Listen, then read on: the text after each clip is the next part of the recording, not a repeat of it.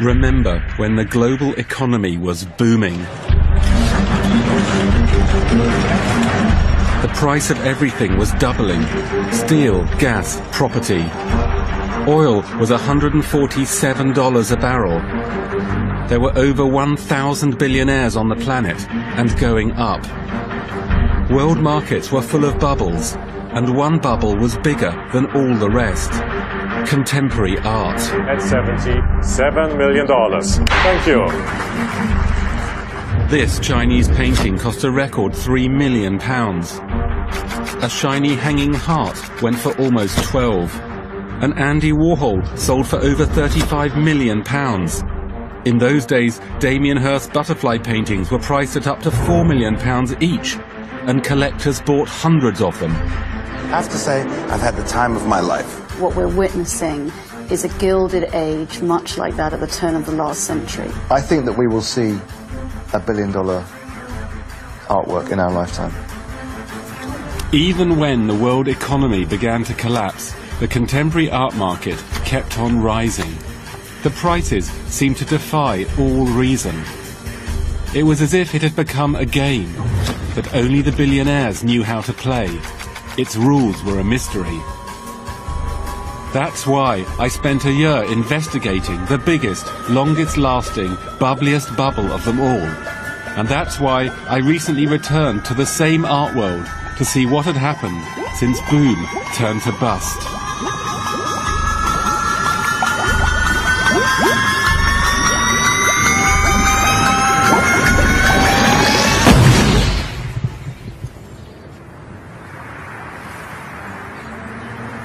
My name is Ben Lewis, and this is my electric car. I've always liked contemporary art. At home I hang pictures on my walls and exhibition catalogues fill my shelves, but I'd always dreamt of driving a work of art. So I persuaded one of Germany's leading artists to make that wish come true. There's one swelling here. Yeah, there should be another one in the back. And here he is. Tobias Rehberger is known for combining design and conceptual art. He's shown in biennales and museums all over the world. We try to make it look like a big mistake. You like to work with mistakes, do you not? Yeah, I do. As many as possible. Yeah, they're usually the more interesting parts of something. Before he came to visit, Tobias had emailed me computer drawings of how he wanted the bodywork of the car altered, with asymmetrical bumps. I found a garage with artistically minded mechanics, and they set to work. I was a bit worried that the swellings might not be big enough for you. No, I just wanted it to be look a little bit crook, nothing else. You know, not too obvious, and like almost as if it would be a bit out of focus or something. So now we see what else we can do.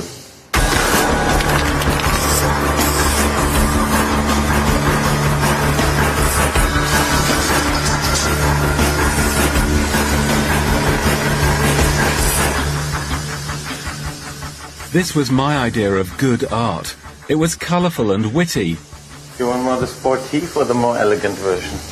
Oh, sporty. Sporty. I'm very sporty. Okay.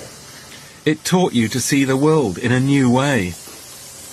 All these industrial products we're surrounded by, it's kind of boring and sad in a way, no?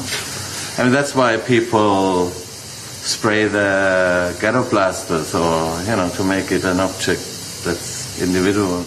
I write about contemporary art for British newspapers. Often, my reviews are enthusiastic. But I didn't like what was happening in the contemporary art market, and I'd written about that too. Much of the art was mass-produced, repetitive and commercial. Collectors bought it for investment and stored vast amounts of it in warehouses. All you ever read about in newspapers was the new record prices. And the special privileges our society gave to art and artists were being exploited by some of the world's richest people to make yet more money. The best artists agreed with me. That's great. Yeah. I like it. Do you ever sort of, look at what's happening, like look at, Damien Hirst or Warhol's at auction and think, is this good or bad for art? I think it's more, the danger is more than like how people speculate with art. It's kind of a misuse somehow. It's not made for that.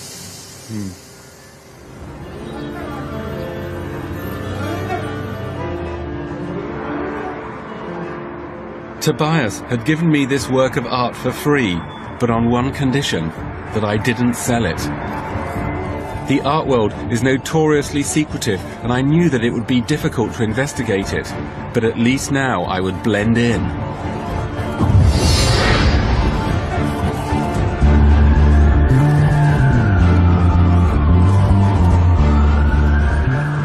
I began following the contemporary art market here. Sotheby's is holding its most successful contemporary art auction ever. We are still 6 months away from financial meltdown, but already the economic news is bad. The American housing market has collapsed and banks have written off billions of pounds worth of bad debts. Here, though, it's as if none of this had ever happened. 6 million 5, 7 million, 7 million 5, 8 million, 8 million 5, 9 million, 9 million 5, 10 million, 10 million 5, 11 million. 500 collectors, gallery owners, dealers and art advisors are seated in this hall. They've come to buy contemporary art. Art that has been made since 1945, now the hottest area of the market.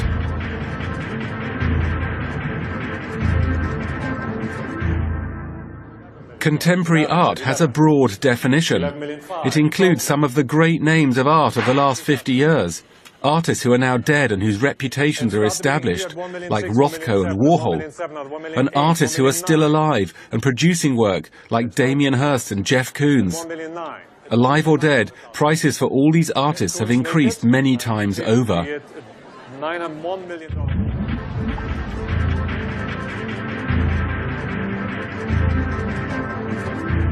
If it is in the room on the aisle at $21 million, then it's against you, Grégoire. Yes, that's $21 million for a one-colour painting. Around £11 million with fees. A lot, even when the colour's gold. Well spotted. The blue one's a bit cheaper.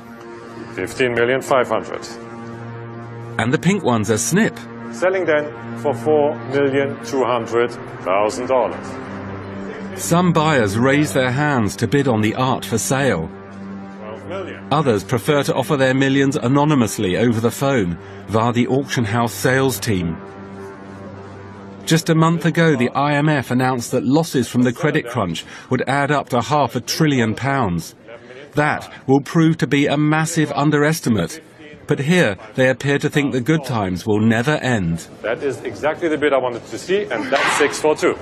Thank you.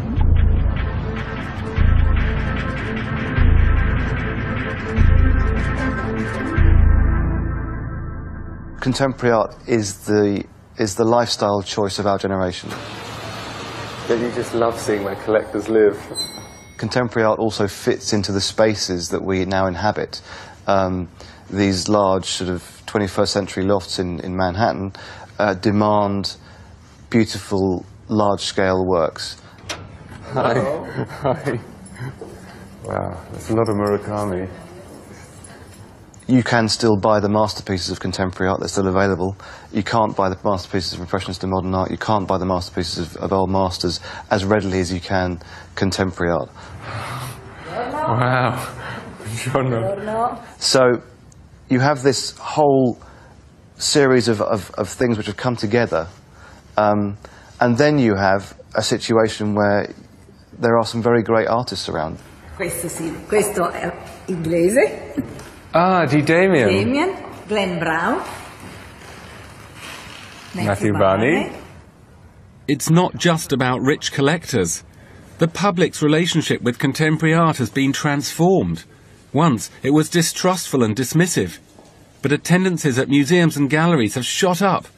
More people go to art galleries than football matches in Britain today. I think that's all good news. But at the same time, art has become commercialised as never before. It's now a 21st century commodity. Has there ever been a moment when you thought, my God, prices have got out of hand?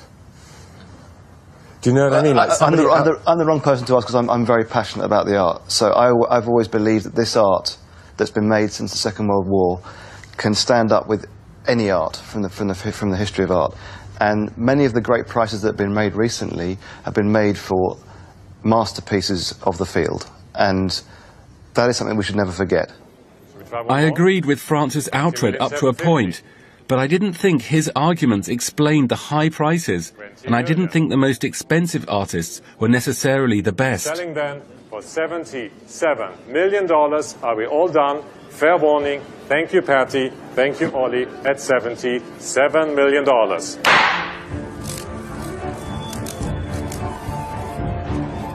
The incredible rise of contemporary art began 10 years ago. Collectors like Charles Saatchi created the template. In the 90s, Saatchi bought young British artists such as Damien Hirst and Tracey Emin, exhibited them in his gallery or in public museums, and then sold some of the work at a profit. As a new century dawned, scores of newly rich collectors followed his lead. By 2003, a third generation of billionaire hedge funders were active.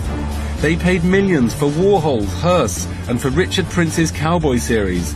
Marlboro adverts, simply rephotographed and then framed by the artist. I think people are gravitating to finding the newest and the best and the hippest. You know, some of the galleries that I know usually get phone calls from money or investors who will say, what's the hottest thing? What's the newest thing? That's what everybody's chasing. Is that the game? That has become the game, and it's not wrong, because you know what, it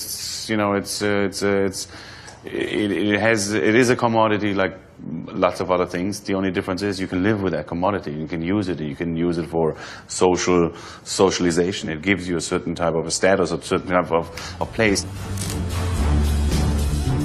In the last 2 years, oil sheikhs and Russian billionaires joined the boom, and prices went even crazier. A Georgian oligarch worth £3 billion at the time paid £50 million for this Picasso. The Russian oligarch Roman Abramovich, who owns Chelsea Football Club and was worth over £6 billion in 2008, bought this Francis Bacon for £43 million.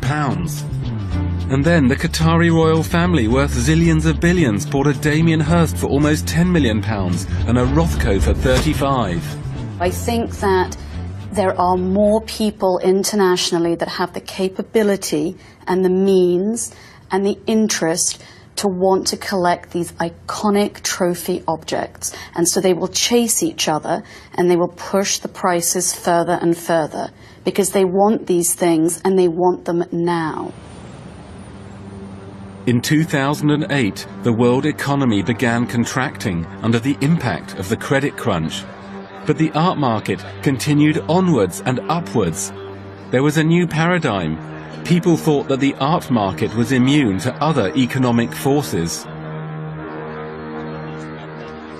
People feel safer putting it on their walls. And there's a lot of cash out there. A lot of these guys were very, very smart, and a few years ago they saw this crash or recession or whatever you want to call it coming. They went liquid, and they're sitting on a pot of money, and they don't know what to do with it.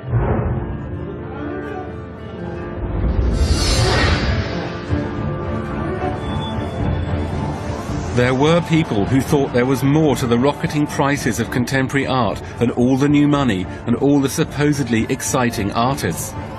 I'd come to New York to look at the way business was done in this world. Art market commentators said that strategies used by art dealers also played a role in the inflating values. It's your bid, sir, then. At $1,800,000, the bid is in front. There was one particular practice which was discussed. Gallery owners, collectors and dealers were said to support or prop up the prices of artists whom they represented or whose work they owned in large quantities. I was interviewing a fairly major London dealer in his gallery, and he said, "Would you excuse me for a moment?" I said, "Sure." And he went over to the telephone, and he picked up the telephone and started speaking to a member of staff at an auction house. And there was an auction taking place in which one of the artists that he represents was coming up for sale. Anyway, one of these works came up for sale. Then he said, "Bid, bid, bid, bid, bid. That's enough." And put the phone down. And he explained that he routinely bids for work by this artist to ensure that his works never fail to sell at auction.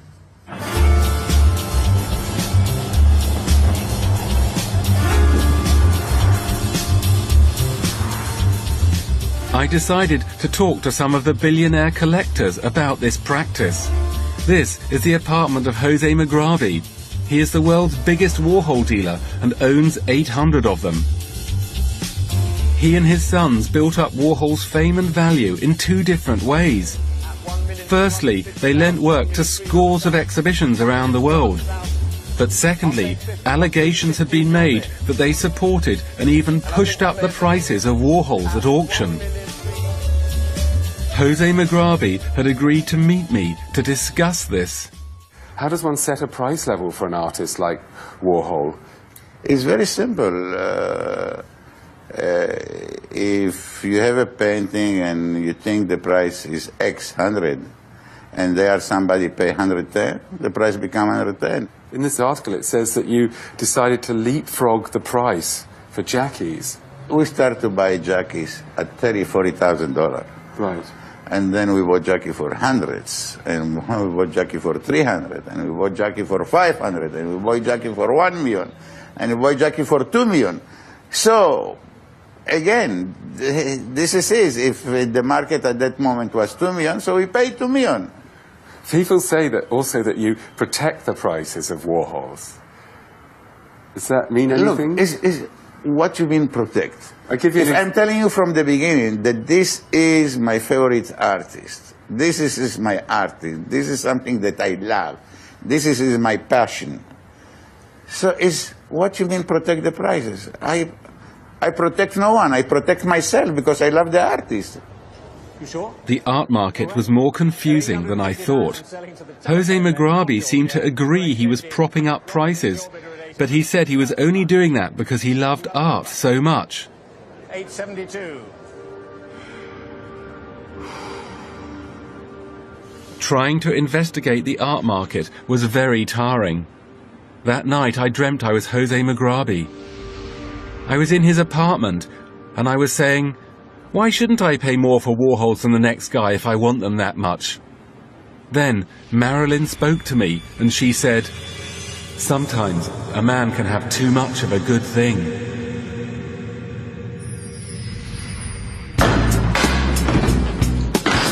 Then I woke up. Tomorrow was another day. I had an appointment with Jose's son, Alberto, and another multi-millionaire collector, the New York property magnate, A.B. Rosen. They were in business together. First, they showed me around their offices. What do we have here? Couple of portraits. Couple of portraits. Those are the ones we talked about.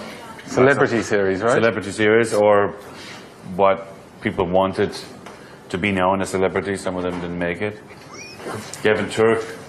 A little bit the view and the idea of Warholian, you know, big faces, silver, black and white. I don't want to be presumptuous, but I wouldn't get too many Gavin Turks if I were you. I like why? Che Guevara? I think it's too close to other artists' work. That's okay. This is Webster Noble. Actually self-portraits of themselves, basically tattooed on their bodies. On a very cynical day, I worry that neon is a sort of cheese sandwich of contemporary art. That's okay with me. Nothing wrong with a good cheese sandwich, especially if it's grilled. This is Tracy Emin, good piece. People like you need to. There's some more. You've got a couple of medicine cabinets. Got a couple of medicine cabinets. Our good friend Damien again. This office has a nice Cohen sculpture here. It is very pretty. Here is a great Richard Prince painting. Ah, that's one of the new ones. That's one of the newer ones. You ones. must have got that really recently. That's a more of a recent situation. I love Richard Prince. Great painter. This is a great painting. What do you like about this picture? I just love the lightness of it and the coloration and the forms and the hands and the legs. Come on, look at this. Look how great this is. He loved or he hates. Alongside supporting prices, there was a second criticism, that of market domination made against art dealers like the Mugrabis. In many commodities markets, there are laws about owning so much of something that you can influence the price. It's known as cornering the market. In the 1990s, a Japanese trader was prosecuted for owning 5% of the world's copper supply. The Mugrabis own around 9% of the world's important Warhols. A.B. Rosen owns another 1%. But there are no rules about cornering the market in the art market. $3,400,000 on the hour. Will you give me 3.5? 3.5? They make this comparison. There's people who make the standard comparison. They say, you can do things in the art market that there's no way you could get away with in the commodities markets or the financial markets. Look at what's going on with the oil market. You know, that type of speculation happens left and right. The same type of speculation happens in the art market, so it happens it happens in every market. In every market. It swings. You're not meant to sort of own 10% of the world's copper reserves, are you? If you're a But there are people that do that. Yeah. There are people that have 10% of the reserves of copper, or there's people that control the luxury goods market, or there's people that control the airline industry, or there's people that control many industries. Everybody has been saying, you know, there are 6, 7, 8 people cornering and manipulating the Warhol market. It's nice to believe that, but in reality it's not possible. There's just too much out there. Art collectors, I was learning, had a way of admitting and denying something at the same time. But was there anything wrong with dominating the art market? Certainly it wasn't illegal, but only time would tell if prices had been inflated by this to unsustainable levels. It's not defending the prices of the artist. It's because at the end of the day you still have to pay for these things. You know, so you can only defend and do things smartly. You don't want to go and buy a painting for 3 times the price of what it really costs. On the other hand, the market. But you don't want to let it go down in value either. The auction houses were also playing their own part in the contemporary art bubble through their business practices. The art market had bubbled once before. This is Van Gogh's Irises. In 1987, this painting sold for a record price of £30 million. But the buyer could only afford to bid this high because Sotheby's lent him half the final price. As a result of the controversy that followed, the New York State Assembly held an inquiry into the art market, and I am about to meet the man who led it. It had to do with the sale of the Van Gogh painting, The Irises, in which there was an Australian named Alan Bond who had about $25 million, a Japanese gentleman who had about $50 million, which meant that the painting should have sold for about $26 million. Sotheby's decided to lend Mr. Bond another $26 million, and the net result of that was a dramatic bubble in the cost and prices for French Impressionism. This bubble was created by a decision by Sotheby's to lend money to one of 2 bidders, and by so doing, knowing that it would raise the price, it struck me as unethical. In a statement for this program, Sotheby's denied that the sale of the Irises led to a bubble, saying, "The key driver to the rise in prices for French Impressionism at the end of the 1980s was global wealth and a bullishness in the marketplace." 20 years on, Sotheby's and other auction houses still offer many kinds of credit. Sotheby's public filings show their lending doubled from 2005 to 2007. If the art world wasn't alarmed by this, the financial world was.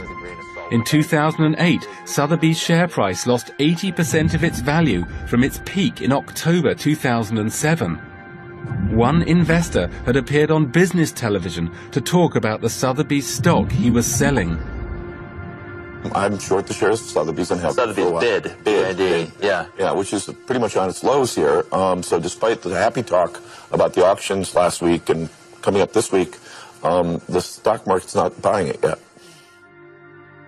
Jim Chanos was a billionaire hedge funder famous for predicting the collapse of Enron.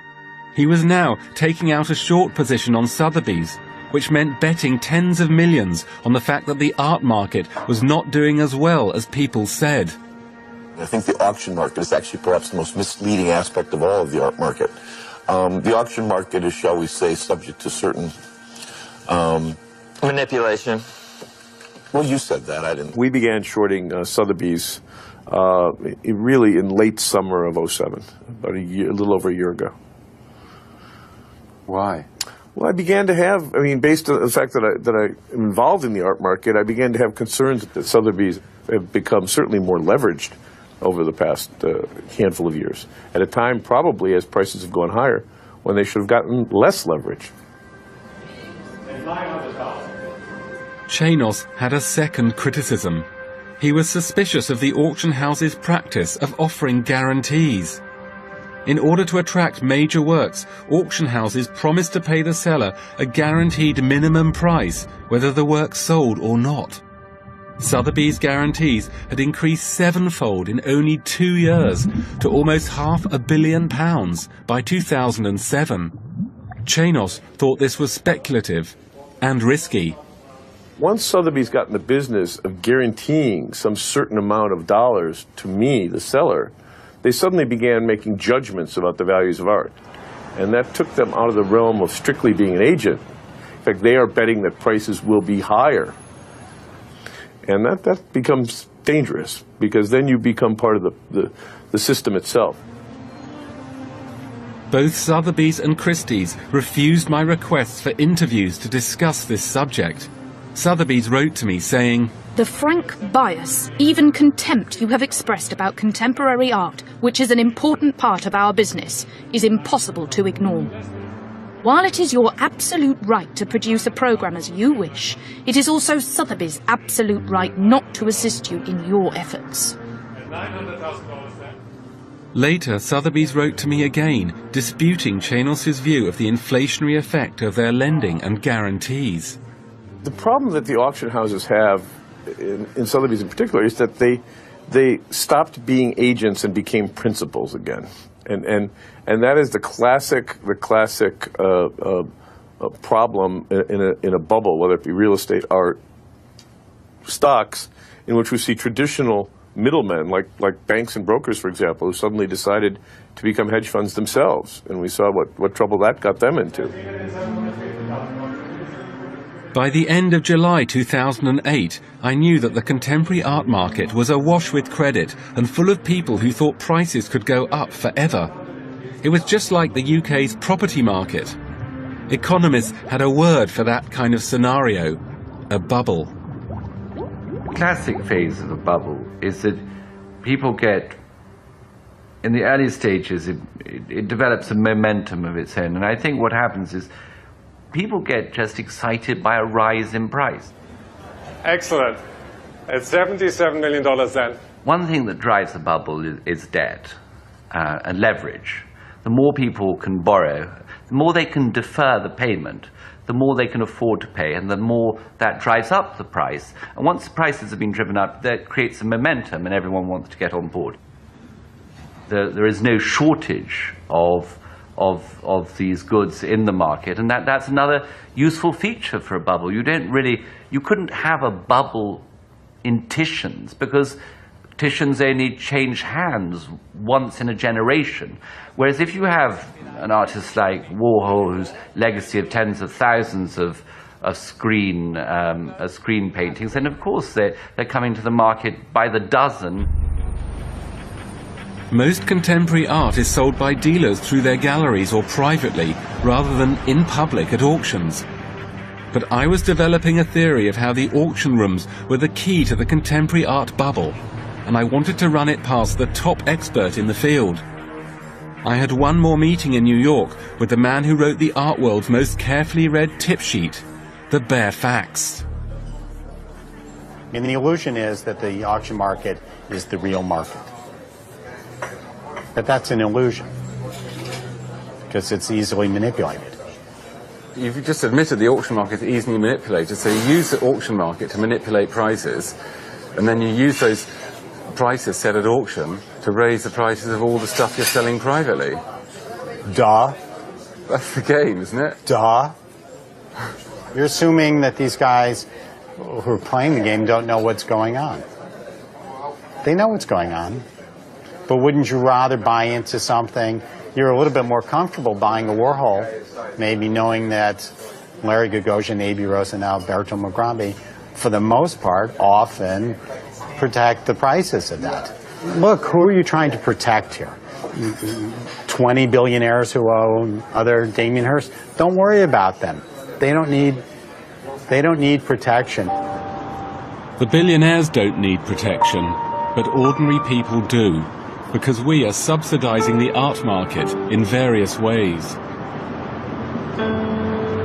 There is a long tradition of rich collectors donating works of art to public institutions or setting up their own private ones. This is supposed to be an act of pure philanthropy. But in many countries, collectors who donate art to museums, even to their own personal ones, receive big tax breaks. And the money they save has to be made up by other taxpayers. In the States, you can deduct up to 30% of your gross income every year. You can shelter it from taxes by donating that an equivalent value. So let's say you earn $100 million and you donate $30 million worth of art to your private foundation in that year. You can reduce your taxable income down to $70 million. And if you're taxed at a 40% rate, you've saved a very substantial amount of money. You've saved $12 million in cash that you would otherwise have to pay to the government. There is also a long tradition of sponsorship of art events by banks and corporations. This has always been recognized as a mixture of charity, PR and business. It's a good way for the sponsor to enhance their brand and to meet rich clients.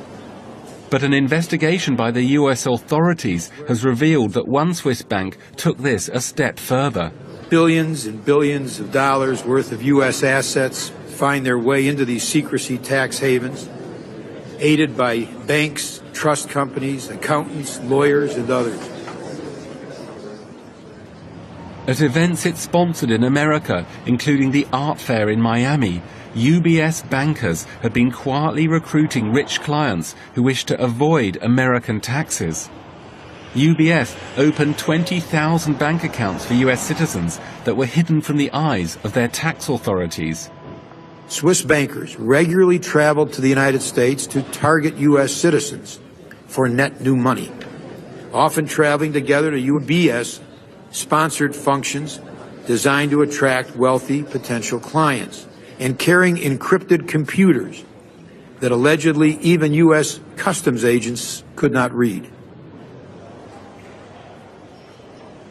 The billionaires were effectively hijacking art history with all their money, and they were making a tidy profit out of it.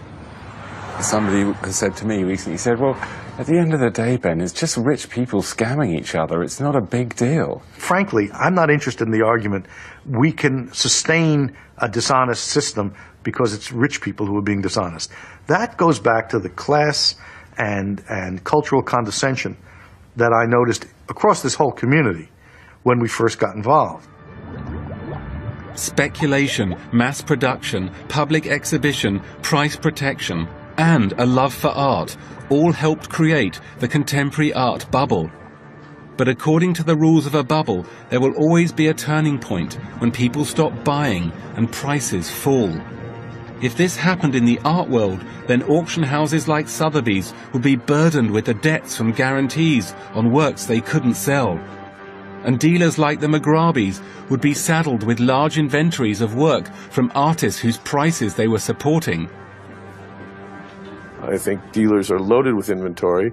I think dealers have taken on a lot of debt. I think collectors have taken on a lot of debt. I think there's a lot more debt in the art system than people in the art market would like you to believe.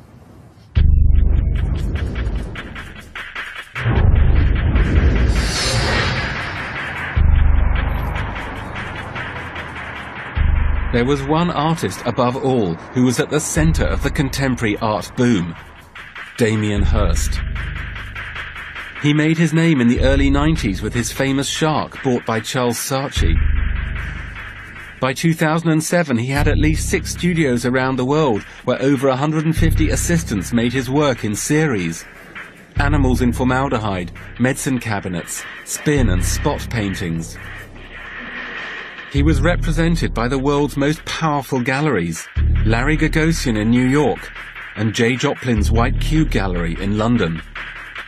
Damien is an artist who has really been at the centre of this contemporary art boom. It's his art that has inspired a lot of people to get out and look at contemporary art in general. It's exciting, and it throws and spins your head around, and it makes you question things, and it makes you question the way you look at things, and it makes you think about death, death, death all the time, but in a very exciting and novel and irreverent way.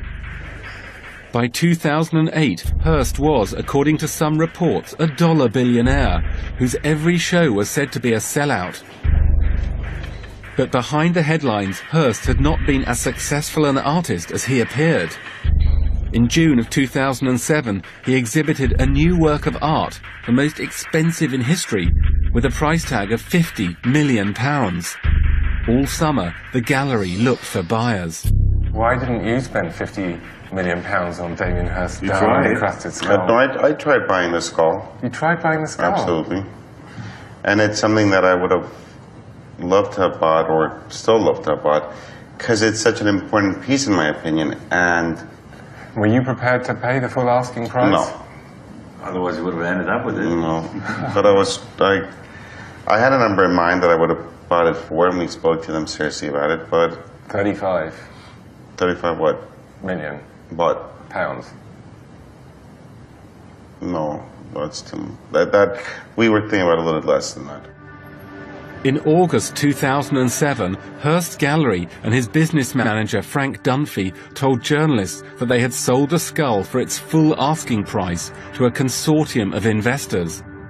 But a year later, Dunphy revealed that he, the White Cube's owner J. Joplin, and Damien Hirst himself still owned a controlling interest in this work of art. All three refused to participate in my documentary. Look, the art market is as transparent or as untransparent at certain times. And, you know, if you're an artist and you have a certain price that you're asking for a piece, and you don't have the takers, you'll create some sort of a story. In the financial markets, it's illegal to conceal the failure of a share issue or to disguise it with sales to front companies. In the 80s, employees of the British bank NatWest had been prosecuted for that in the Blue Arrow scandal. The first crack in the market, in my view, was the celebrated Damien Hirst diamond skull, a marquee piece marketed for an awful lot of money, £50 million, I believe, and then kind of quietly taken off the market with the view that it's sold, but it's sold to an investor group that included the artist, and you know, all these things smack to any observer of the securities market as a failed underwriting, if you will, where the inventory had to go back to the sellers in one way, shape, or form. The fact that the skull hadn't sold in its entirety to unconnected third-party collectors suggested that Hearst dealers had pushed his prices too high. There was other evidence too. In the course of making this documentary, I obtained an extraordinary internal document from a source at White Cube. It was a list of all the works of art by Damien Hirst available for sale at that gallery. There were hundreds of them. It looked like dynamite, and I decided to leak it to the press. This is amazing. This is pages and pages of document with prices. Have you ever seen a document like this before? No. I mean, I won't ask you how you got it, but I am very surprised that you have it, because this information is not information that is ever disclosed to anyone. The received wisdom is that, you know, there's a waiting list for artists such as Damien Hirst. That's the myth that we are always being told about, and clearly that is not the case. I mean, you know, adding up these prices, I think conservatively they're sitting on over £100 million worth of Hirst stock.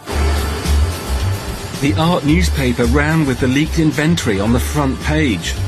It turned out to be big news.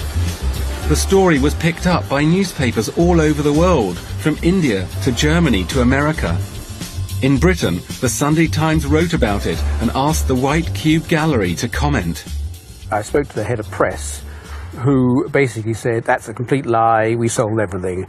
I then kind of left her to pause and take breath again. I say, well, are you actually categorically saying it's a complete lie? Because I'll quote you on that. She then said, well, no, let me get back to you. I then put in a call to Tim Marlowe, who's a head curator there. He initially also said, oh, that's bullshit or bollocks or whatever word he wanted to say, really. And then I said, look, Tim, we're running this story. You know, all I need to know is what I'm saying completely wrong. And he kind of backtracks a bit. And Tim eventually came up with quite a clever little quote saying, we'd be delighted if we had that number of Hearsts unsold, i.e., in his terms, that means there's still a market out there.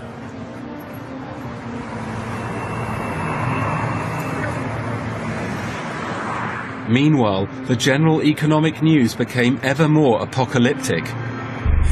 The British Chancellor said that we were in for the worst recession in 60 years. But by now, Damien Hirst had announced the most daring commercial move of his career, a massive auction of new work, something that no artist had ever tried before. I think it's going to be fascinating for a lot of reasons. I think Damien is an absolutely brilliant businessman. Whether he's being too clever by half now or not, we're going to have to see. Certainly, gallerists and dealers must be fuming. It's obviously sidelining the dealers in favor of sort of an auction. And of course, we know that Jay Joplin has actually been supporting the prices of Damien Hirst at auction, hasn't he, over the past year? Of course he has. So's Larry. I mean, they've all been doing it, but... The big question is whether Jay Joplin and Larry Gagosian bid on Damien Hirst's work at his auction at Sotheby's. I don't think we're going to see much of that, but I could be wrong. I've been surprised a lot. You know, you have nightmares that you're going to wake up and that they're going to go lot 9 and still no hands are going up. Lot 10, and somehow the dealers or galleries have managed to convince everybody not to buy, but you know, that's just in a very dark, paranoid moment. I'm sure it'll be fine. As the auction approached, I became convinced that the bubble would burst on the night of the sale, partly because of the global economic crisis, and partly because I thought Hearst dealers would not support his market. But many commentators I met at this time predicted a different outcome. The first problem is for the dealers who hold lots of stock in Damien Hirst.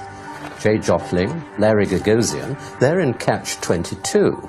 They have to ask themselves, do we support this sale? Do we allow the Hearst price to sink before our eyes, see the value of our holdings go down? Or do we join in, try and buy, at the very least support the price? I think there's only one answer to that question. You know, they really have worked hard, Sotheby's, and they really have made sure that that certainly by number of lots, that the thing will be, percentage of lots sold will look good. They've been able to go around to all their friends in the art world, of which there are an awful lot, and call in favours, frankly, because it's so important that it goes well. And no one who's connected with the modern and contemporary art world wants the market to turn, and this is a real point when it could be the inflection point. Sotheby's totally reject the suggestion that they called in favours to ensure bidding at the Hearst auction.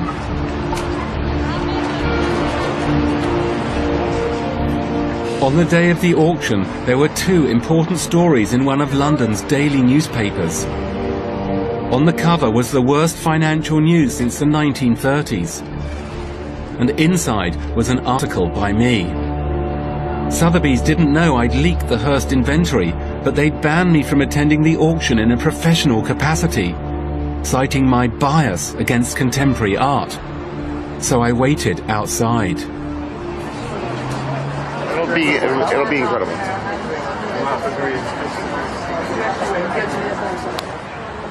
I was only allowed to go in without my camera, and I had to stand in a room downstairs at the back. I thought the auction would fail, given the appalling financial crisis we were in. But I was wrong. Every lot sold, often for way above its estimate. The auction made £111 million. Still with Claudia and selling for $2.3 million. With Bruno now on the telephone at $3.3 million. It's in 3 places now at $3.3 million. On the left here at $3,300,000. Thank you, Bruno. $3.3 million. Are you going on, madam? Selling to you, Shane. Fair warning, Alex. Last chance at $9.2 million. Sold. Congratulations. Thank you very much indeed. $8.5 million. L080. I don't think I can take any more, actually. I'm trying to think what it reminds me of. You know, it's a bit like the Titanic. You know, we're sailing towards the iceberg, and all the people in there, they're still dancing to the band that plays until the end. I've been proved wrong. I thought it wasn't going to do so well. I told you it was going to be amazing. What's your explanation for it? He's the best. But the auction, it turned out, may not have succeeded in quite the way intended. As Hearst and Sotheby's had hoped, over 30% of the buyers were new collectors. No wonder, at the end of a bubble, waves of inexperienced novices always try to jump on the bandwagon. But one of the aims of the auction was to show that Hearst could bypass his gallery dealers to sell a whole new body of work. And that wasn't quite what this auction proved. The Gagosian Gallery seemed to be bidding on about 5 or 6 works maximum. On the other hand, White Cube stated and confirmed that they bought 5 works for clients, as they said, and bid on another 20. And Jay Jopling was a very keen bidder on the first lot in the sale. It was a spin and butterfly painting that was sold for a multiple of its estimate, and he was the buyer. So he got the sale off to a flying start. On the 2 most expensive formaldehyde works, there were interventions by Gagosian and White Cube when the bidding hesitated. And the Shark, at around, I think it was around 3.3 million, there was hesitation, and Jay Jopling entered a bid. And in the case of the Golden Calf, which was expected to make about £12 million, again, there was hesitation, I forget the exact level, but the bidding lulled for a moment, and the Gagosian Gallery tendered a bid, which was spotted in the room. Now, they may have been bidding for clients, but of course other people infer, well, they were just supporting the market of this important artist. $8,900,000, £9 million at £9 million here with Shane at Damien Hirst has been absolutely brilliant because not only has he got 100% of the proceeds from the sale of these works, but he's managed in certain cases to get his dealer to actually pay him extra money to support his own market. In a statement, Jay Jopling's gallery, White Cube, said it wasn't propping up prices at the Hearst auction and had bid on behalf of 30 art-collecting clients.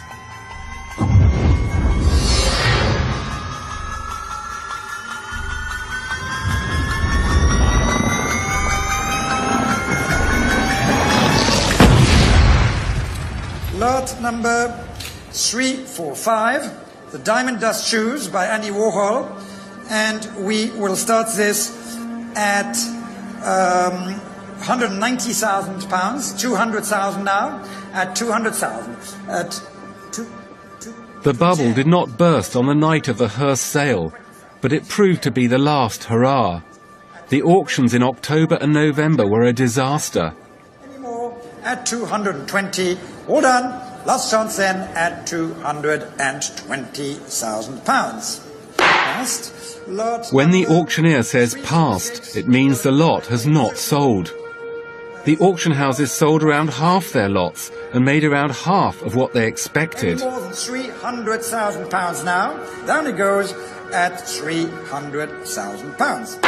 Many works of art by the famous names of the contemporary art boom, like Damien Hirst, Andy Warhol and Richard Prince, failed to sell. £3,200,000.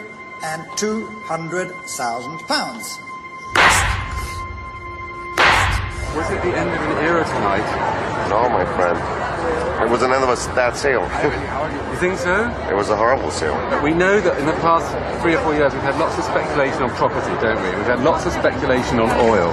We've had lots of speculation on other commodities. Forgive me for saying this, but I just worry that we've also had speculation on art. Oh, absolutely. There's been a little bit of everything. Today time, I think they did very good auction. They did very well. But within days, the mood in the art world had changed.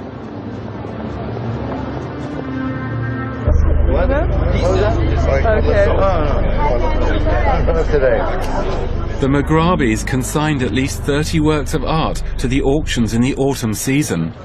Only half found buyers. A.B. Rosen was also trying to sell work.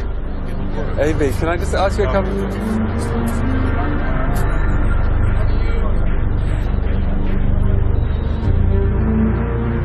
The news coming out of the contemporary art market got worse and worse. By the end of 2008, Sotheby's declared £60 million of losses. At the contemporary auctions in February 2009, business was down 75%. All the frenzy bidding we saw on the way up is going to be matched by frenzy, selling on the way down. So basically, the art market exhibits the same flaws and vices as the wider economy is exhibiting. Yeah, it's the same type of thing. It's run by people. It's not immune. Greed and fear run these things.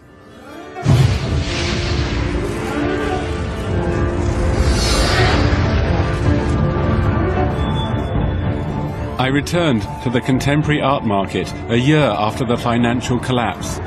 I wanted to find out what had been happening, and I had some appointments with some old friends. There'd been plenty of bad news in 2009. The stock markets had been recovering since the spring, but there was no sign of recovery in prices for contemporary art. Galleries had slimmed down their staff, and the once crowded auction previews were now empty.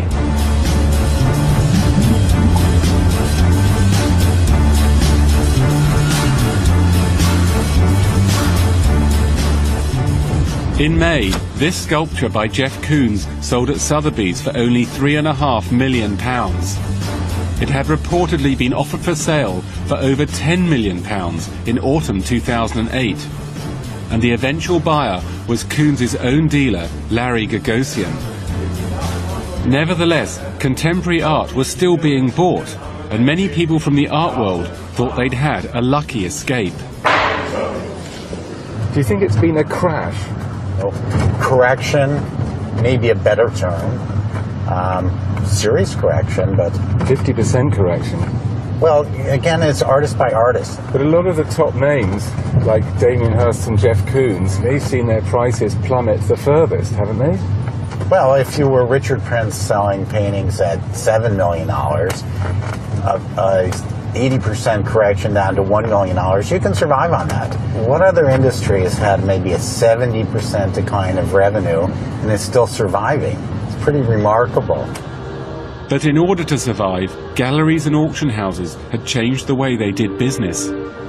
London's biggest art fair, Frieze, still looked busy. There were over 150 galleries attending. I wanted to ask them how well they were doing, but I wasn't personally allowed to film inside. Still, one of my old contacts from the financial world had first-hand experience about the problems art dealers were now facing and their solutions. I think the dealer market is still in disarray. I think there's still a lot of inventory of questionable art. I think not a lot of it has moved. And I think transactions are getting more creative. I think that people are stretching out payments. Dealers are throwing in a free art piece, sort of buy two, get one free. I've had offers like that. In October, I learnt that the Damien Hirst auction had itself become an example of these new, creative deals. All year long, art market journalists like myself struggled to find out how Sotheby's had made such a success of the sale. Are you going on, madam?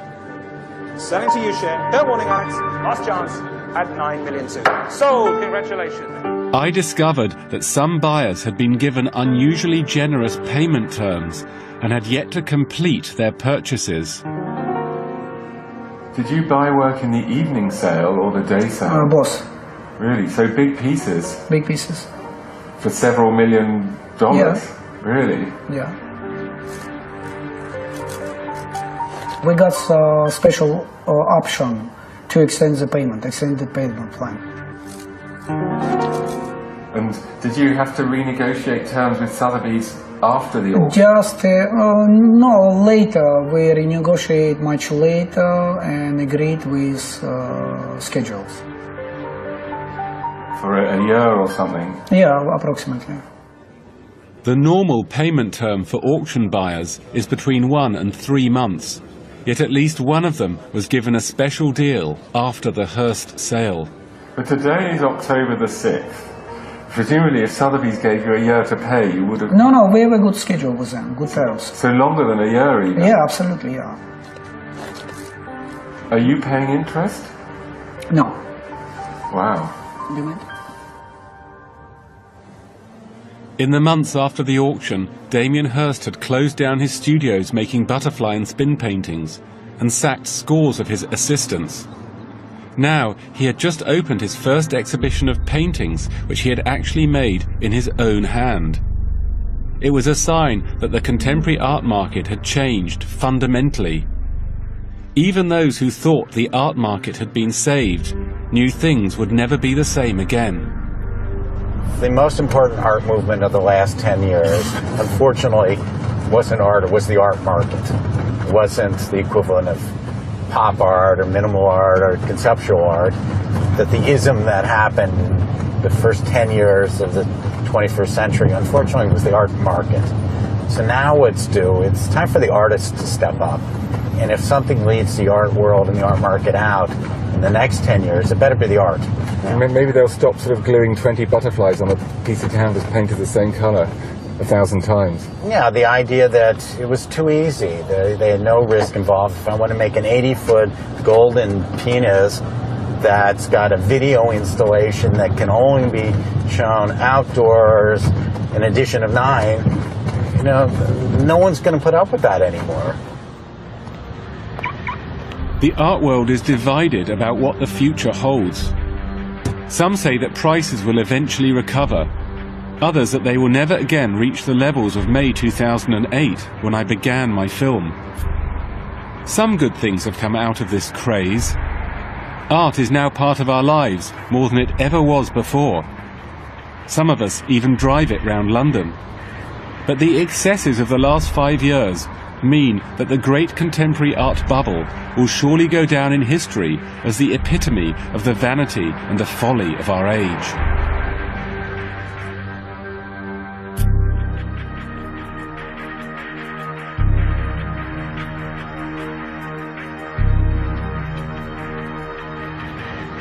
During the making of this film, I wrote to Damien Hirst and his company Science numerous times requesting interviews. They turned me down repeatedly. At the end of making this documentary, I wrote to them for a last time, inviting them to comment on the issues raised in it. They said that I hadn't given them enough information, and they declined.